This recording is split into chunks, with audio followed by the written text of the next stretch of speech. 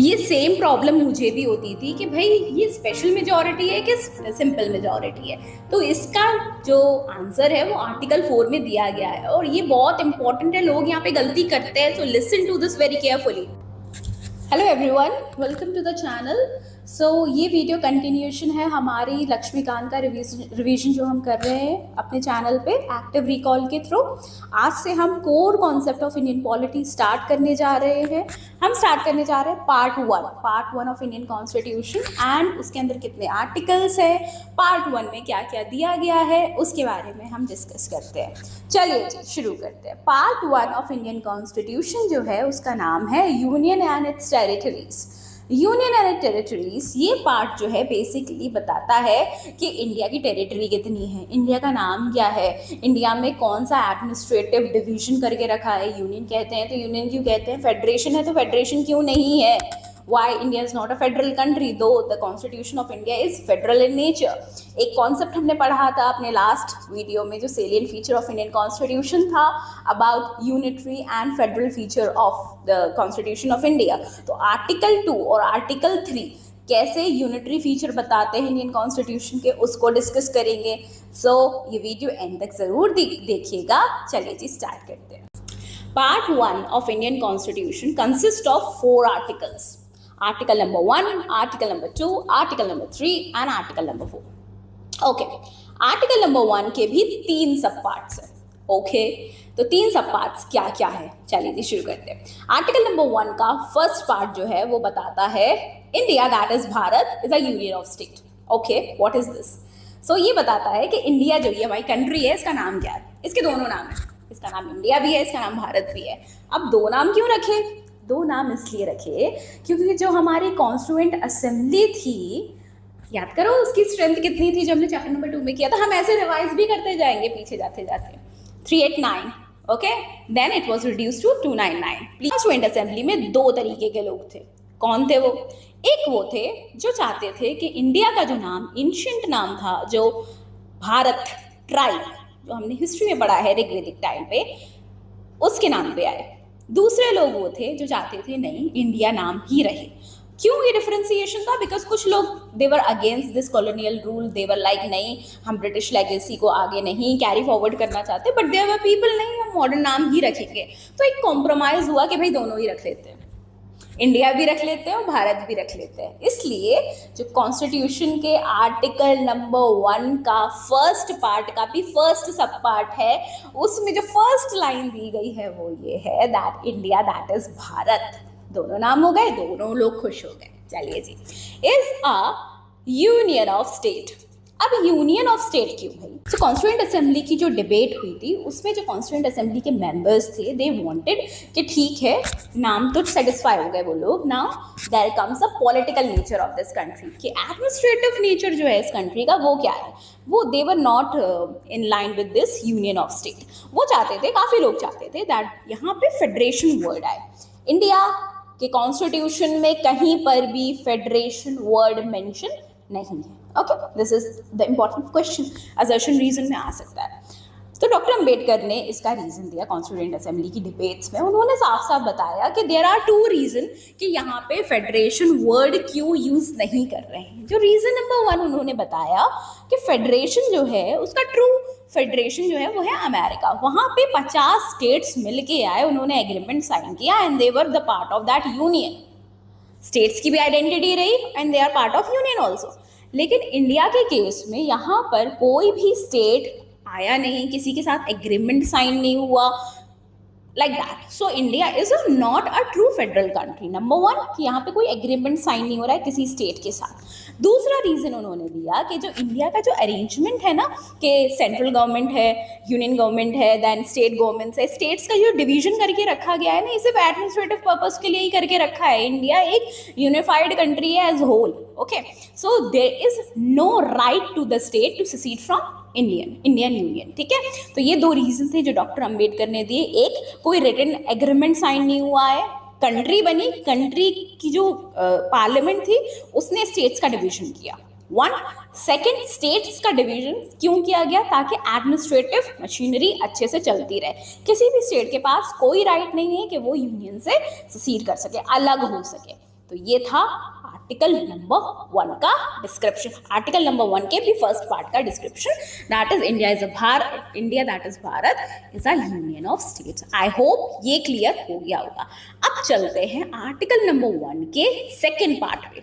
Article number 1 का जो second part है वो ये बोलता है कि स्टेट्स एंड द टेरिटरी, ये जो स्टेट्स एंड द टेरिटरी है, ये जो लिस्ट है वो कहाँ दी गई है? वो दी गई है जी शेड्यूल 1 में। Schedule 1 of Indian constitution consist of names of states, union territories and the territories acquired by India. Okay, so यहाँ से आपको एक और चीज भी क्लियर कर लेनी चाहिए कि आपको कॉन्स्टिट्यूशन के आर्टिकल्स तो पता होने चाहिए, साथ ही साथ शेड्यूल्स में क्या दिया है, कौन से शेड्यूल में क्या दिया है, शेड्यूल 10 में क्या दिया है, 8 में क्या दिया है, 7 में क्या दिया है, 1 में क्या दिया है। ज़रूरी है क्योंकि जब हमने यूपीपीसीएस के PYQs डिस्कस किए तो आपको पता है उसमें एक शेड्यूल का क्वेश्चन भी आया था, उसमें पार्ट्स का भी क्वेश्चन आया था। तो do read about them, learn करो, मगअप करो, कुछ भी करो, याद करो। ओके, चलिए जी, अब चलते हैं आर्टिकल नंबर 1 के थर्ड सब पार्ट पे। ओके, थर्ड सब पार्ट जो है वो बताता है कि territories of India comprises of, ये जो टेरिटरी है इंडिया की, इसमें आता क्या क्या है? पहला स्टेट्स एंड उनके बॉर्डर्स और टेरिटरीज आते हैं। Okay, then union territories, you know union territories Jammu Kashmir, Andaman, Ladakh, this one Dadra Nagar Haveli, Delhi, ये सारी यूनियन टेरिटरीज जो हैं वो आती हैं। And third one is territories acquired by India. क्या कोई टेरिटरी इंडिया ने एक्वायर्ड की है after the commencement of Indian constitution? Yes, Daman and Diu India ने एक्वायर्ड किया, फ्रांस से उन्होंने ये पौंडीचेरी एक्वायर किया, देन गोवा 1961 में एक्वायर किया।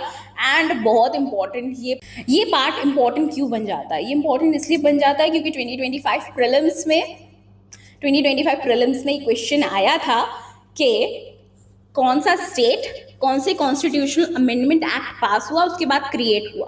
ओके, और बिफोर स्टेट क्रिएशन फजल अली कमीशन, जो मैंने आपको लास्ट टू लास्ट वीडियोस में भी मैंने डिस्कस किया है, ठीक है, सेकंड चैप्टर जो था उसमें, जो फजल अली कमीशन से पहले जो स्टेट्स का डिवीजन था ABCD पार्ट, उसमें जो त्रिपुरा था वो कौन से पार्ट में था, ये क्वेश्चन आया है 2025 प्रीलिम्स में। सो प्लीज इन बारीकियों को समझो, जब भी आप पढ़ रहे हो ना ऐसे इंटीग्रेट करते हुए पढ़ो। अब चलते हैं जी आर्टिकल नंबर 2 पे। सो अभी हमने आर्टिकल नंबर 1 देख लिया। आर्टिकल नंबर 1 का जो थर्ड पार्ट था that is territory of India comprises of union and it's territories, boundaries, union territories and the territory acquired by India. इसी को ही लिंक करता है आर्टिकल नंबर 2। पहले आर्टिकल नंबर 2 को डिस्कस कर लेते हैं, then I will be reading its text. Okay, article number 2 basically ये कहता है कि पार्लियामेंट के पास पावर है टर्म्स एंड कंडीशंस डिसाइड करने की। आई रिपीट, पार्लियामेंट के पास पावर है टर्म्स एंड कंडीशन डिसाइड करने की कि वो कोई भी टेरिटरी आउटसाइड, अभी कोई सपोज करो कोई टेरिटरी है जो इंडिया का हिस्सा नहीं है, फॉर एग्जाम्पल आप पीछे चलते हैं, सिक्किम को देखते हैं और गोवा को देखते हैं, इन सबको देखते हैं, ठीक है।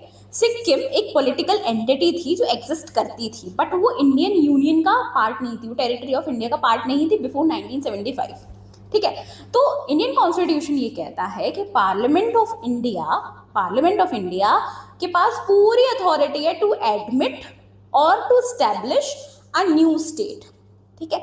सिक्किम एक स्टेट एग्जिस्ट करता था and by the Constitution Amendment Act of 1975, that is 35th Constitutional Amendment Act and 36th Constitutional Amendment Act के थ्रू सिक्किम को एक स्टेट, एक यूनियन का पार्ट बना दिया गया। Sikkim become the part of India, Union of India, Sikkim given the status of a state। Okay, ये political entity बाहर थी, एग्जिस्ट करती थी, यूनियन का पार्ट बन गई, ठीक है।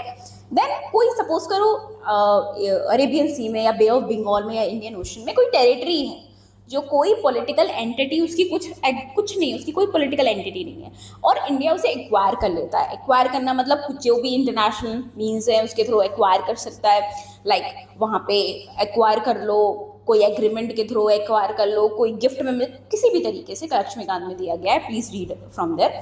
इंडिया उसे एक्वायर कर लेता है, तो पार्लियामेंट के पास वो पावर है कि वो लॉज, वो कंडीशंस, वो टर्म्स ऑफ कंडीशंस डिसाइड करे कि वो उसको यूनियन टेरिटरी का हिस्सा देगी या वो उसको स्टेट बना देगी। तो आर्टिकल 2 जो है वो बेसिकली एक यूनिटरी फीचर है जो पावर देता है पार्लियामेंट को टू एडमिट और to establish a new state. New मतलब जो एग्जिस्टिंग टेरिटरी ऑफ इंडिया का पार्ट नहीं है। ओके तो उसके लिए जो लॉज है, जो कंडीशंस हैं, वो सब कौन डिसाइड करेगा? पार्लियामेंट डिसाइड करेगा। इसी के थ्रू 1954 में पौंडीचेरी एक्वायर किया इंडिया ने, 1961-62 के आसपास दमन and Diu, Dadra Nagar Haveli and then Goa acquire किया, एंड देन एडमिट वाला तो मैंने आपको बता दिया 1975 में we got Sikkim 35th and 36 constitution amendment act के थ्रू। अब चलते हैं, ये तो हुआ बाहर से कुछ एडमिट कर रहे हैं, अब है इंडिया के अंदर भी तो काफ़ी सारी इंटरनल अरेंजमेंट्स होती रहती हैं, तो वो हम डिस्कस करते हैं आर्टिकल नंबर 3 में। Article 3 of Indian constitution is one of the unitary feature of Indian constitution. Unitary feature है, प्लीज लिंक करते हुए पढ़ो, ये रिवीजन सीरीज है, ठीक है। आर्टिकल 3 पावर देता है पार्लियामेंट को। ओके किस तरीके की पावर? आर्टिकल 3 में 4 पैरामीटर्स दिए गए हैं। एक कि किसी भी स्टेट के एरिया को इंक्रीज कर देना, किसी भी स्टेट के एरिया को डिक्रीज कर देना। ओके दूसरा, किसी भी स्टेट का नाम चेंज कर देना, एरिया चेंज कर देना। Okay and most important thing, कोई भी एक एग्जिस्टिंग स्टेट है, आप उसका पार्ट काट के निकाल सकते हो और एक नया स्टेट बना सकते हो, या फिर आप कोई 2 स्टेट्स दिए हैं उनके एरिया को मर्ज करके एक न्यू स्टेट बना सकते हो। इसको एग्जाम्पल के तौर पे समझते हैं। सपोज करो there is one state Uttar Pradesh and there is another state Madhya Pradesh. Uttar Pradesh और मध्य प्रदेश की बाउंड्री पे there is one region called as Bundelkhand. Okay वो यूपी में भी आता है, वो एमपी में भी आता है। सपोज करो पार्लियामेंट एक दिन उठी और उसको सपना आया कि नहीं भाई, पार्लियामेंट मतलब सेंट्रल गवर्नमेंट, उसको सपना आया कि नहीं भाई ये जो एरिया है ना यूपी और एमपी के बीच में, इसको कार्व आउट करते हैं और एक नया स्टेट बुंदेलखंड बना देते हैं। ठीक है, तो आर्टिकल 3 का जो constitution, article 3 of Indian constitution है, वो पावर देता है पार्लियामेंट को कि किसी स्टेट के एरिया को आप कम कर सकते हो, बढ़ा सकते हो। 2 स्टेट के कुछ एरिया को कार्व आउट करके आप नया स्टेट बना सकते हो, किसी स्टेट का एरिया इंक्रीज कर सकते हो, किसी स्टेट का एरिया डिक्रीज कर सकते हो, किसी स्टेट के का जो नाम है वो चेंज कर सकते हो। किसका नाम चेंज हुआ था? उड़ीसा का नाम चेंज हुआ था। किसका नाम चेंज हुआ? पौंडीचेरी का नाम चेंज हुआ था, पुडुचेरी हुआ था। तो ये पावर जो हुई है वो पार्लियामेंट के पास है, और ये पावर पार्लियामेंट को कहाँ से मिलती है? आर्टिकल नंबर 3 से। अब आता है इम्पॉर्टेंट चीज़। अब ये इम्पॉर्टेंट चीज़ में ना लोग बहुत कन्फ्यूजन क्रिएट कर देते हैं और क्वेश्चन गलत भी कर देते हैं। आर्टिकल 2 में कोई भी प्रोसीजर नहीं दिया था। आर्टिकल 2 में डायरेक्टली दिया था कि पार्लियामेंट के पास पावर है कि वो कोई भी न्यू एंटिटी को एडमिट कर सकती है, एस्टैब्लिश कर सकती है, आर्टिकल 2 में। आर्टिकल 3 में बोला गया है कि नहीं, प्रोसीजर दे रहे हैं। प्रोसीजर क्या है? पार्लियामेंट के जिस भी हाउस में ये बिल इंट्रोड्यूस करवाना है, पहली बात, ये बिल इंट्रोड्यूस होगा on the recommendation of president. Suppose करो सेंट्रल गवर्नमेंट को एक रिसेंटली अभी केरला का नाम चेंज हुआ है, केरलम हुआ है, बहुत टाइम से डिमांड चल रही थी केरला की। तो जो सेंट्रल गवर्नमेंट है, दे वांटेड कि केरला का नाम केरलम चेंज करना है, तो वो उन्हें बिल इंट्रोड्यूस करना है। तो बिल के लिए वो अप्रोच करेंगे प्रेसिडेंट को। प्रेसिडेंट परमिशन पहले इंस्टेंस में नहीं देंगे, प्रेसिडेंट वो बिल उठा के भेजेंगे स्टेट लेजिस्लेचर को। स्टेट लेजिस्लेचर कौन से? स्टेट लेजिस्लेचर को जिस पे ये इफेक्ट पड़ेगा। फॉर एग्जाम्पल केरला का नाम चेंज होना है केरलम में, तो प्रेसिडेंट जो है ये बिल भेजेंगे केरला की लेजिस्लेटिव असेंबली में, उनकी ओपिनियन जानेंगे। उनकी ओपिनियन जान ली। कॉन्स्टिट्यूशन में कोई टाइम लिमिट नहीं दी गई है कि इतने टाइम तक स्टेट लेजिस्लेचर को अपनी ओपिनियन देनी है, कुछ नहीं है। प्रेसिडेंट स्पेसिफाई कर सकते हैं टाइम लिमिट। उस टाइम लिमिट में जब प्रेसिडेंट के पास रिकमेंडेशन आ जाएगी, तो president is not bounded by the opinion of the state. State ने हाँ किया तो भी प्रेसिडेंट आगे बढ़ेंगे, स्टेट ने ना किया तो भी प्रेसिडेंट आगे बढ़ेंगे। ये सिर्फ एक प्रोसीजर है, बस, उससे ज्यादा कुछ नहीं है। देन प्रेसिडेंट की रिकमेंडेशन मिल जाएगी, एक हाउस में ये बिल इंट्रोड्यूस हो जाएगा, उसमें वोटिंग हो जाएगी, सेम प्रोसीजर फॉलो होगा। सेकेंड हाउस में उसमें बिल पास होगा, इंट्रोड्यूस होगा, पास होगा, वोटिंग होगी एंड देन स्टेट का जो भी नाम था वो चेंज हो जाएगा या उसका जो भी एरिया इंक्रीज या डिक्रीज होना था वो हो जाएगा। ठीक है, तो आर्टिकल 3 में प्रोसीजर दिया गया है, आर्टिकल 3 में प्रोसीजर साफ साफ दिया गया है, आर्टिकल 2 में प्रोसीजर नहीं दिया है। आर्टिकल 3 का प्रोसीजर पे प्रेसिडेंट को इन्वॉल्व किया गया था, आर्टिकल 2 में पार्लियामेंट को पावर दे दी गई थी, ये डिफरेंस पता होना चाहिए। Article 3 is about the internal readjustment but article 2 is about बाहर से कोई एक्सटर्नल एंटिटी को इंडिया का पार्ट, इंडिया की टेरिटरी का पार्ट बनाने की पावर किसके पास है? पार्लियामेंट के पास है। और यहाँ पे प्रेसिडेंट को थोड़ी सी पावर दी गई है कि वो जो बिल है before giving the permission to the parliament और द यूनियन गवर्नमेंट, प्रेसिडेंट जो है पहले स्टेट्स की ओपिनियन जानेंगे, but president is not bounded by the opinion of state legislature. वो हाँ बोले ना बोले, president will move forward, president has to give the recommendation because president is bounded by the aid and advice of the council of ministers. Okay, अब आता है conceptual part जो कि काफ़ी लोगों को समझ नहीं आता और यहाँ पे गलती होने के चांसेस बहुत हैं। बिकॉज ये मैं क्यों कह सकती हूँ, क्योंकि ये गलती मैं भी करती थी जब मैंने अपनी प्रिपरेशन स्टार्ट करी थी।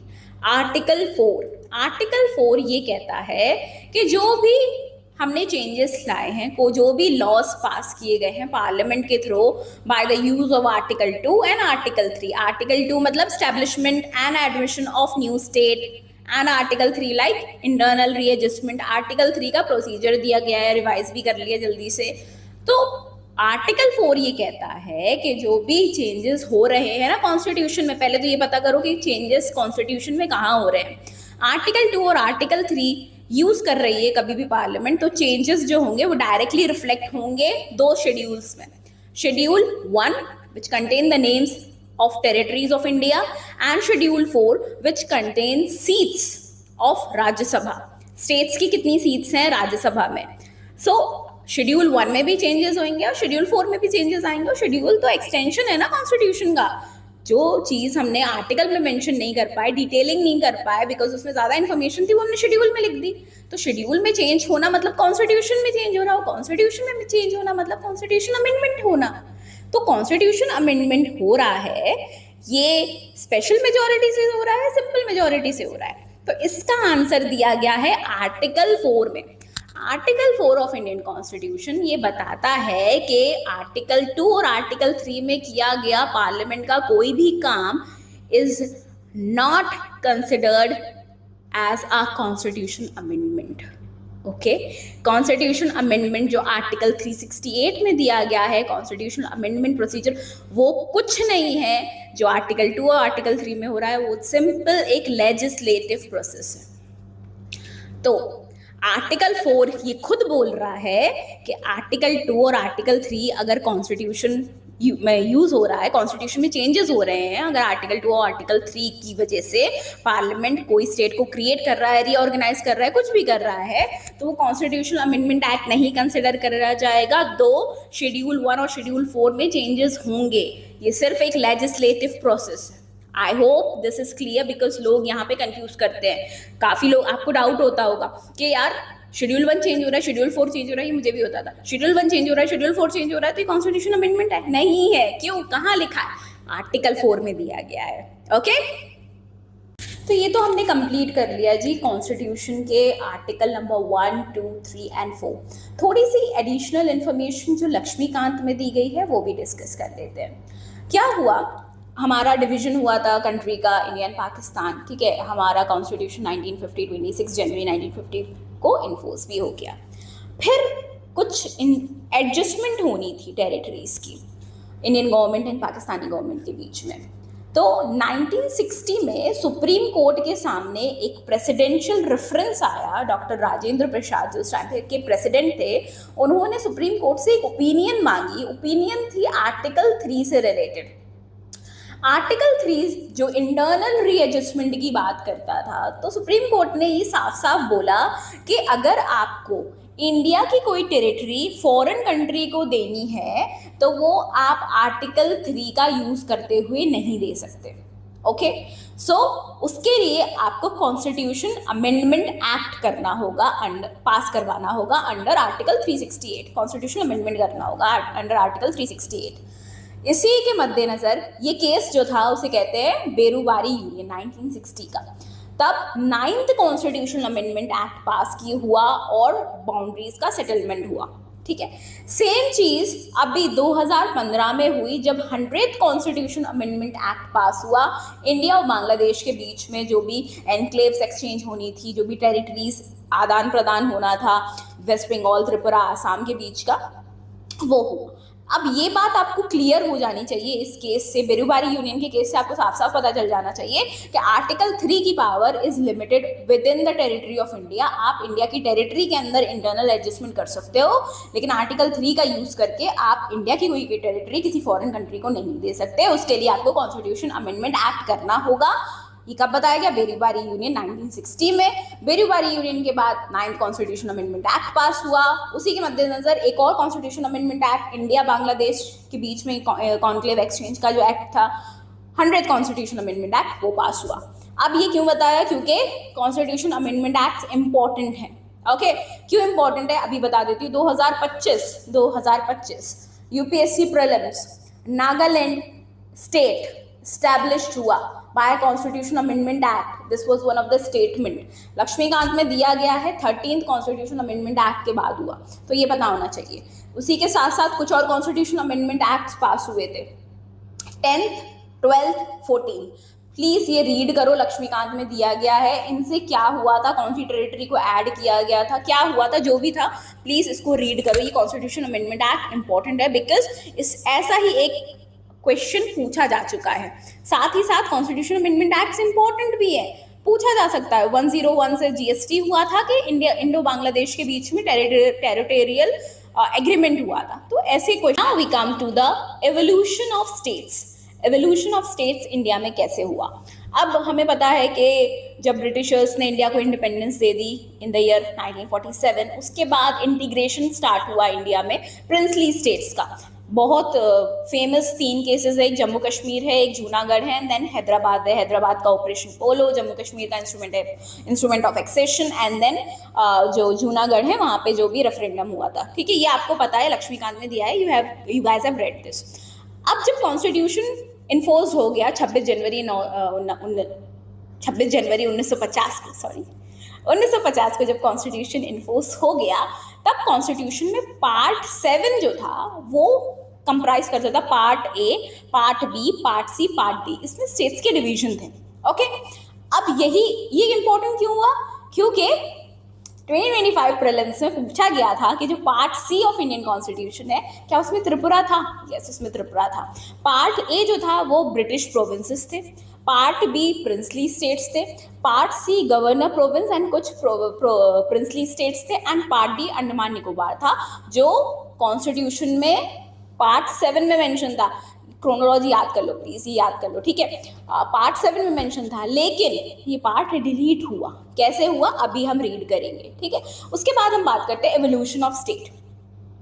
जब इंडिया का इंडिपेंडेंस हो गया, and we know how what a horrible incident it was, उसके बाद there was a demand throughout the country कि हमें लिंग्विस्टिक बेसिस पे प्रोविंसेस का क्रिएशन होना चाहिए। ये डिमांड कांग्रेस ने जब फ्रीडम स्ट्रगल हो रहा था तब से उठाते रहे थे। Congress was always in this favour के लिंग्विस्टिक अरेंजमेंट होनी चाहिए, लिंग्विस्टिक बेसिस पे प्रोविंसेस का अरेंजमेंट होना चाहिए। बट जस्ट पार्टीशन हुआ था, बहुत हॉरिबल इंसिडेंट था वो। तो कॉन्स्टिट्यूशन मेकर्स जो थे दे वर लाइक नहीं, अब धर्म के आधार पे बंटवारा हो गया, लैंग्वेज के आधार पे नहीं करेंगे। लेकिन लोग कहाँ मानेंगे? बिकॉज ये डिमांड तो पिछले 40 साल से उठा रहे थे कि प्रोविंसेस को लिंग्विस्टिक बेसिस पे अरेंज करो, क्योंकि कांग्रेस ये बात उठा रही थी फ्रीडम स्ट्रगल के टाइम पे। अब 1948 में धर कमीशन स्टैब्लिश हुआ एसके धर सर के अंडर, और उन्होंने आउटराइटली रिजेक्ट कर दिया लैंग्वेज के आधार पे स्टेट्स का क्रिएशन। ओके, एडमिनिस्ट्रेटिव कन्वीनियंस के आधार पे स्टेट्स का क्रिएशन होगा, not on the basis of linguistic. Then comes 1949 में JVP, Jawaharlal Nehru, Vallabh Bhai Patel and Pattabhi Sitaramayya. Modern history में हम ये कहाँ पढ़ते हैं, इनका नाम बताना जरूर, 1938 में या 1939 में। कांग्रेस के किस सेशन में ये इंपॉर्टेंट हो जाते हैं, ठीक है। तो पट्टाभी सीतारमैया, इनके अंडर, ये 3 लोगों के अंदर एक और कमेटी बनी जिन्होंने outrightly again language as a only criteria for the creation of states को रिजेक्ट कर दिया। 1953 में एक इम्पॉर्टेंट इवेंट हुआ। एक कांग्रेस के ही कार्यकर्ता थे, आंध्रा के, तेलुगु स्पीकिंग पर्सन थे, उनका नाम था Potti Sriramulu. Sorry if I pronounce the name wrongly, Potti Sriramulu. ये जो थे, इनकी डिमांड थी कि आंध्रा का रीजन सेपरेट हो मद्रास से, तेलुगु स्पीकिंग लोगों के लिए एक अलग स्टेट बने आंध्रा करके। एंड ये 56 डेज की हंगर स्ट्राइक पे बैठ गए एंड अनफॉर्चुनेटली इनकी डेथ हो गई। और ये एक इंसिडेंट बहुत इम्पोर्टेंट रोल प्ले करता है आज जो आंध्रा है, तेलंगाना है, मद्रास है, ये जितने भी स्टेट सब बने हैं लैंग्वेज के आधार पे, अब ये इम्पोर्टेंट हो गया। कांग्रेस ने एक कमीशन बनाया जिसका नाम है Fazal Ali commission. And Fazal Ali commission पे इस साल लास्ट ईयर 2025 में यूपीपीसीएस में क्वेश्चन आया था where they have asked the name of 2 other member of Fazal Ali commission, Panikkar and Kunzru, उसमें मेंशन था। एंड मैंने ये पीवाईक्यू में कंप्लीट करवाया भी है आपको। तो कभी भी आप कोई कमीशन देख रहे हो ना, प्लीज स्टैटिक भी देखते चलो, it can be asked in your state PCS, okay. Fazal Ali commission 1953 में इस्टेब्लिश हुआ after the death of Potti Sriramulu. And then Fazal Ali commission ने 1950, इससे पहले ही आंध्रा को बना दिया गया था। तो Andhra was the first state to be created on the basis of language before Fazal Ali commission, okay. 1956 में इन्होंने अपनी रिपोर्ट दी एंड रिपोर्ट में इन्होंने 1 लैंग्वेज 1 स्टेट का जो क्राइटेरिया था उसे रिजेक्ट किया। बट हाँ, इन्होंने ये बोला language can be a criteria for the creation of a state. उसके साथ साथ इनने cultural and unity and diversity को के उस पर दी, प्लानिंग के लिए दी, एडमिनिस्ट्रेटिव के लिए दी। 4 रीजंस दिए लक्ष्मीकांत में, रीड कर लो, ठीक है। ऑब्जेक्टिव में ही पूछा जाएगा ज़्यादा से ज़्यादा, ठीक है। कल्चरल एंड यूनिटी बनी रहे, डाइवर्सिटी बनी रहे, होमोजेनिटी बनी रहे, प्रिजर्व करो, फाइनेंशियल रिलेशन अच्छे से बने रहे, ये कुछ पैरामीटर्स थे उन्होंने अपनी रिपोर्ट में दिए। एंड देन इन्होंने रिकमेंड किया 16 स्टेट्स एंड 3 यूनियन टेरिटरीज। इनकी रिकमेंडेशन के बाद 7th constitutional amendment act pass हुआ। Remember the constitutional amendment act please. 7th constitutional amendment pass हुआ and 7th constitutional amendment act के बाद इंडिया के उस टाइम पे 14 स्टेट्स एंड 6 यूनियन टेरिटरीज बने। एंड देन 1960 में बॉम्बे एंड गुजरात को सेपरेट किया गया। देन 1961 में एक और कॉन्स्टिट्यूशन अमेंडमेंट एक्ट हुआ, 10th constitution amendment act Dadra and Nagar Haveli. Then 12th constitution amendment act Goa से रिलेटेड। देन बहुत सारे कॉन्स्टिट्यूशन अमेंडमेंट एक्ट पास हुए, लक्ष्मीकांत ने दिए हुए हैं। एंड देन आफ्टर दैट जो लेटेस्ट जो स्टेट बना वो था तेलंगाना। एंड 2019 में जम्मू कश्मीर को 2 पार्ट में डिवाइड कर दिया गया, that is Jammu Kashmir as a union territory and Ladakh. So with this union and territories हमने कंप्लीट कर लिया है। अब ये जो चैप्टर है इसका मैंने टेस्ट, एक्टिव रिकॉल टेस्ट अपने चैनल पे डाल दिया है। अभी आपको उसकी स्लाइड्स भी दिख जाएंगी इसमें, सो प्लीज़ उसको अच्छे से रिवीजन के लिए यूज़ कर लो। Fill in the blanks question है, सिंपल, आपका पूरा चैप्टर कंप्लीट हो जाएगा। इसके साथ साथ मैंने और भी एक्टिव रिकॉल के टेस्ट जो हैं अपने चैनल पे डाले हैं, सो आप वो भी अटेम्प्ट कर सकते हो अगर आपकी श्रद्धा है तो। हाँ, वो आपके लिए यूजफुल ज़रूर है बिकॉज अभी आई थिंक 6 दिसंबर को यूपीपीसीएस का पेपर है, ओके। तो उसमें ये Laxmikant is a source, UPPCS में उससे आएगा ही आएगा। प्लीज़ उसे अच्छे से अटेम्प्ट कर लो, आपका लक्ष्मीकांत रिवाइज हो जाएगा। You don't have to practice thousands and thousands of the questions, nothing like that. बस उसे प्रैक्टिस कर लो एंड देन अपने PYQs लगा लो, that's it, okay. With this I am ending this video. अगर आपको अच्छा लगा हो तो please do like, comment, share and subscribe. और कोई भी छोटी छोटी मिस्टेक हुई हो, टेक्निकल मिस्टेक्स हुई हो आवाज़ में, या कोई फंबल की हो, कोई प्रोनाउंसिएशन गलत हुआ, तो please forgive me for that. This is first time I'm coming with the face for the video, so please forgive me for any mistakes such that. And हाँ, चैनल को सब्सक्राइब करो। अब नेक्स्ट वीडियो में हम citizenship को discuss करेंगे। Bye, take care, join the Telegram also, वहाँ पे आपको टेस्ट मिल जाएंगे। Bye, thank you.